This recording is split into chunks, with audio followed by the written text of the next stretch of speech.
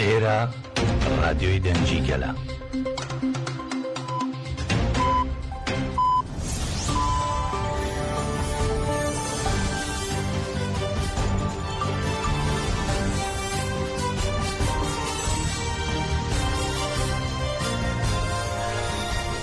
ئەم کاتتان باش بیسەرانی هێژە لا ناوەندی هەواڵەکانی ڕادیۆ دەنگی گەل با یارمەتی ئەو کارانم گەشتی هەواڵەکانی ئەمڕۆ 22 تشرین یەکەمی 2024 تان پێشکەش دەکەین. نەجەدەکە بەنگەوازی لە کوردستانیان و ئازادی خوازان لە سکاندیناڤیا دەکات کە لە دوی تشرینی دووەم بۆ ئازادی ڕێبەری گەلی کورد عەبدوڵڵا ئۆجەلان ژیان بوەستێنن. لە پێناو ئازادی جەستەیی ڕێبەری گەلی کورد لە دوی تشرینی دووەم لە ستۆکهۆلم، مالمۆ و ئۆسلۆ چالاکی ئەنجام دەدرێت. ناوەندی کۆمەلگای کوردی دیموکراتیک نەجەدەکە سکاندیناڤیا بە ڕاگەیاندراوێکی نووسرا و بانگەوازی لە کوردستانیان و ئازادی خوازان کرد بەشداری لە چالاکیەکاندا بکەن. نەجەدەکە بانگەوازی کرد ئێمە ژیان دەوەستێنین و بەشداری چالاکیەکە دەبین. ڕایگەیان پێویستە کوردستانیان و دۆستەکانیان لە سوید، نۆروێژ و دانمارک بەشداری چالاکیەکە بکەن و پەیوەستبوونی خۆیان با ڕێبەری گەلی کوردەوە با شێوەیەکی بەهێز نیشان بدەن. چالاکیەکانی دوی تشرینی دووەم درێژە پێدەری چالاکیەکانی هەڵمەتی نێونەتەوەی ئازادی بۆ بەڕێز و جەلان چارەسەری سیاسی بۆ پرسی کورد دەبێت. نەجەدەکە ڕایشی دەگەێنێت ئەم هەڵمەتە بۆ گەلی کورد و تەواوی مرۆڤایەتی گرنگیەکی مێژووی هەیە بۆ شکاندنی گۆشەگیری ئیمراڵی و مسوگرکردنی ئازادی جەستەیی ڕێبەری گەلی کورد دەرفەتێکی مەزنە.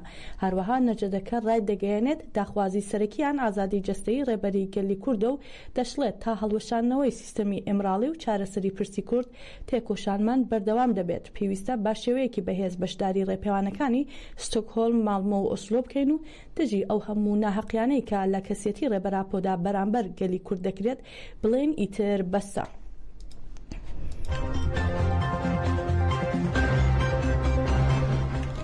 سەلاحەدین دەمیرتاش لە زیندانی ئێدرنا پاش کۆبوونەوەی لەگەڵ سەرۆکی گشتی جەهەپا ئۆزگۆر ئۆزەل ڕایگەیان پرسی ئاشتی و دیموکراسی و قەیرانەکان تاوتوێکران. هاوسەرۆکی گشتی پێشووی پارتی دیموکراتیکی گەلان هەدەپا سەلاحەدین دەمیرتاش لە زیندانی ئێدرنا پاش کۆبوونەوەی لەگەڵ سەرۆکی گشتی جەهەپا ئۆزگۆر ئۆزەل لە هەژماری تایبەتی خۆی لە تۆڕی کۆمەڵایەتی ئیکس ڕاگەیاندراوێکی بڵاو کردەوە و دەمیرتاش باسی لە ئەنجامدانی کۆبوونەوەکە کرد و جەختی کردەوە لە کۆبوونەوەکەدا مژارە کۆمەڵایەتیەکان و قەیرانە ئابوووریەکان و خواستی ئاشتی و دیموکراسی و دادپەروەری و چەندین بابەتی تر تاوتوێکران. دەمیرتاش هەروەها ڕایگەیان لە کۆبوونەوەکەدا داخوازی دادپەروەری و ئاشتی و یەکێتیەکی کۆمەڵایەتی بەهێز خراوەتە ڕوو. هەروەها جەختیش دەکاتەوە ئەگەر دەخوازرێت ئەو پرۆسە ئاشتیەی بێتە دی کە ڕەجەب تەیب ئەردۆغان وەک ئاسایی بوونەوە و نەرم بوون پێناسی دەکات تاکەشت ئەوەیە پێویستە لە گۆڕەپانێکدا ڕێز لە سەروەری یاسا بگیرێت و هەتا ئەمە نەیەتە دی کەناڵە سیاسەکان ناکرێنەوە و زەمینەی ئاسایی بوون نایەتە دی.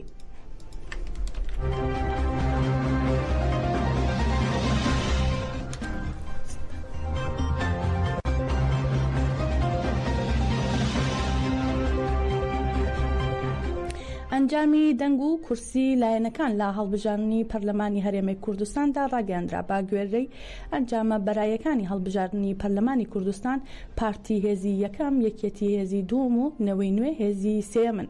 با پێی ئەو ئەنجامانە ژماری کورسیەکانی لایەنەکان با نزیکی لە سەر ئاستی هەرێمی کوردستان بەم شێوەیە دەبن: پارتی 39 تا 40 کورسی، یەکێتی 22 تا 23 کورسی، نەوەی نوێ 16 تا 17 کورسی و یەکگرتووی ئیسلامی 5 تا 6 کورسی و هەڵویست 2 کورسی و کۆمەڵ 3 کورسی و بەرەیگەل 2 کورسی و گۆڕان 1 کورسی.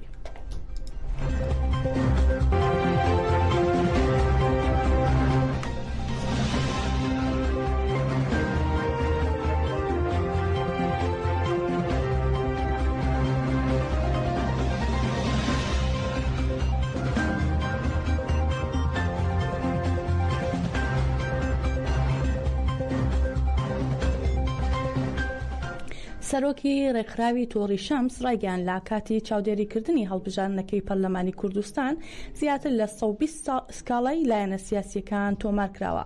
هۆگر چەتۆ سەرۆکی ڕێکخراوی تۆڕی شەمس ڕایگەیاند لە جێبەجێکردنی ڕێوشوێنەکانی کۆمیسیۆندا جیاوازی تۆمار کراوە کە با پێشێلکاری ئەژمار دەکرێت.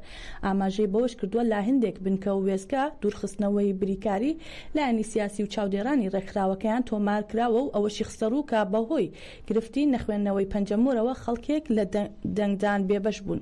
سەبارەت بە ژمارەی سەرپێچەکانیش هۆگرچەتۆ ڕایگەیاندووە 124 سکاڵای لایەنە سیاسیەکانیان تۆمار کردووە کە لە نێویاندا سکاڵا هەبووە لەسەر کۆی پرۆسەی دەنگدانەکە.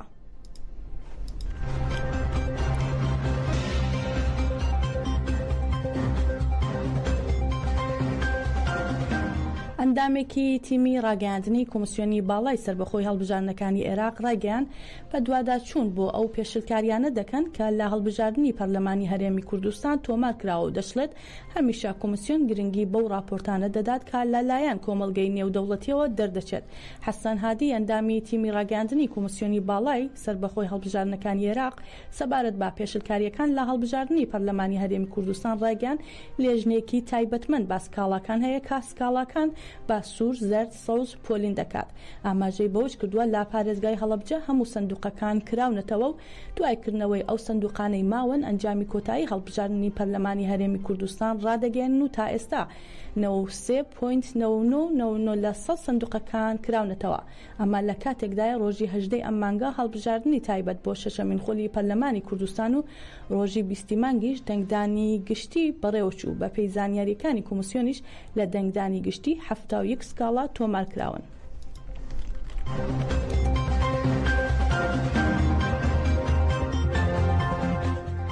شارەزایەکی کاروباری سەربازی عێراق ڕایگەیاند عێراق هیچ توانایەکی نییە بۆ ئەوەی ڕێگە لە ئیسرائیل بگرێت کە ئاسمانی وڵاتەکەی بۆ هێرشکردنە سەر ئێران بەکاربهێنێت. هەروەها ناشتوانێت وەڵامی سەربازی بداتەوە. عەمید ئەعیاد توفانی شارەزای سەربازی سەبارەت بە بەکارهێنانی ئاسمانی عێراق بۆ هێرشکردنە سەر ئێران و وەڵامی بەغدا بۆ ئەو کارە ڕایگەیاند عێراق هیچ توانایەکی نییە بۆ ئەوەی ڕێگە لە ئیسرائیل بگرێت کە ئاسمانی وڵاتەکەی بۆ هێرشکردنە سەر ئێران بەکاربهێنێت. وتیشی عێراق ناتوانێت وەڵامی سەربازی ئیسرائیل بداتەوە ئەگەر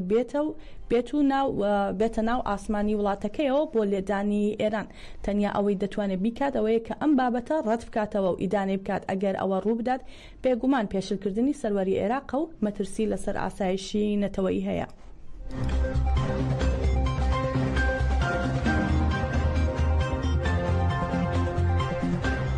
دوای ڕاگەیاندنی ئەنجامی بەرایی هەڵبژاردننی پەرلەمانی هەرێمی کوردستان ئێلینا ڕۆمانسکی باڵوێزی ئەمریکا لە عێراق داوا لە لایەنەکانی هەرێمی کوردستان دەکات پشتیوانی لا گواستنەوەی ئاشتیانەی دەسەڵات و پێکێنانی حکوومەتی نوێ بازوویی بکەن.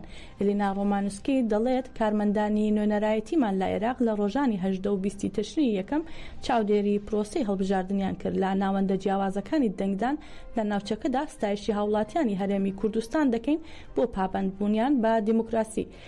ڕۆمانسکی داوای لایەنە سیاسیەکان کرد پشتگیری گواستنەوەی ئاشتیانەی دەسەڵات و پێکێنانی حکوومەتی نوێی بەزوویی بکەن و داواشی لە هەموو لایەنە سیاسیەکان و هێزە ئەمنیەکان کرد کە ئاڕێز لە ڕۆڵی ڕاگەیاندن و کۆمەڵگەی مەدەنی لە پرۆسەی دیموکراسیدا بگرن.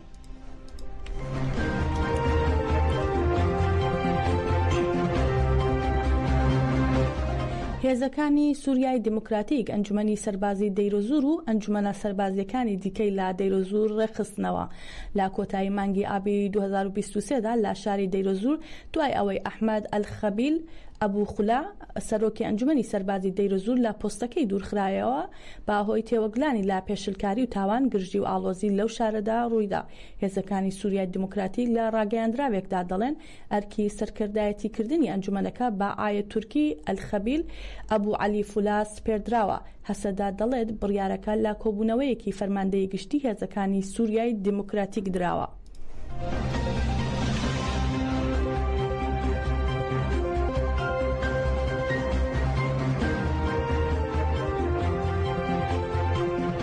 لە ڕۆژاوای کوردستان هەشتمین پێشەنگای پەرتووکی شەهید هەرکۆڵ ماوەی هەفتەیەکە بە چالاکی جۆراوجۆر بەردەوامە. هەشتمین پێشەنگای پەرتووکی شەهید هەرکۆڵ بە دروشمی خوێندنەوە دەکەینە شێوازی ژیان بە بەشداری 54 دەستگای چاپ و کتێبخانە و ناوەند و دامەزراوەی ئەدەبی خۆجێیی و سووری و لوبنانی و عێراقی و بێلجیکی و میسری و کوێیتی و ئیماراتی لە هۆڵی زانای شاری قامیشلو لە ڕۆژی حوتەمیندا بەردەوام بوو. لە پێشەنگاکەدا 143,000 کتێب بە زمان و بابەتی جیاوازی وەک ئەدەب و چیرۆک و ڕۆمان و شەعر و شانە و لێکۆڵینەوە و زانستی کۆمەڵایەتی و فەلسەفە و ڕێزمان و فەرهەنگ و منداڵان خرایە ڕوو.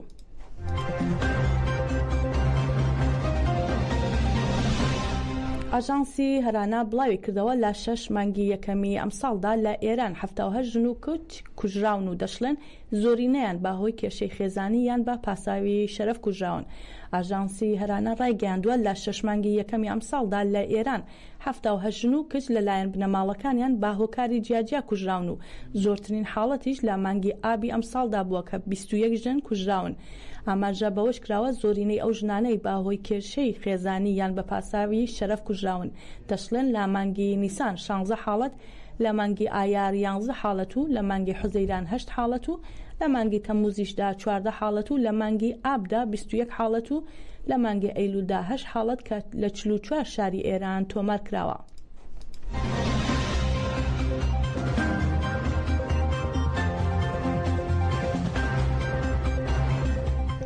بە گوێرەی زانیاریەکان بزوتنەوەی حەماس سەرکردەیەکی نوێ بۆ جێگرتنەوەی یەحیا سنیوار دیاری ناکات تا ئەو کاتەی هەڵبژاردننی ناوخۆیی ئەنجام نەدرێت کە بڕیارە لە مانگی ئازاری 2025 با پێی بارودۆخەکە ئەنجام بدرێت. لەم کاتەشدا بڕیارە استراتیژیەکان لای لێژنەی یەکەی بەڕێوەبردننی قەیرانەکان و ئەنجومەنی بەڕێوەبردننی جەنگ ببێت.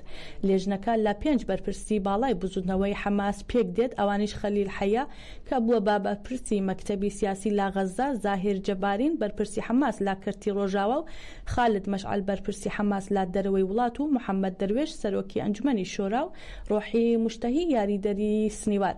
هەروە ئەوەشیان قستۆتە ڕوو بە پەیزانیاریەکانی سوپای ئیسرائیل و دەستگای شاباک لە سەرەتای هاویندا ڕۆحی مشتەهی تێرۆر کراوە، بەڵام سەرچاوەکانی حەماس ڕەتیان کردوتەوە کە کوژرابێت و پشڕاستی دەکەنەوە کە تا ئێستاش ئەندامی لێژنەکەیە. هەروەها لێژنەکە ئەرکی خەلیل حەیەی نوێ کردوتەوە بۆ بەڕێوەبردننی دۆسیەی پەیوەندیەکانی دەرەوە و دانوستاندەکانی ئاگربەست لە کۆتاییشدا پشڕاست کرایەوە کە لێژنەکە خۆی بڕیار دەدات سەبارەت بە گرێبەستی ئاڵوگۆڕکردن.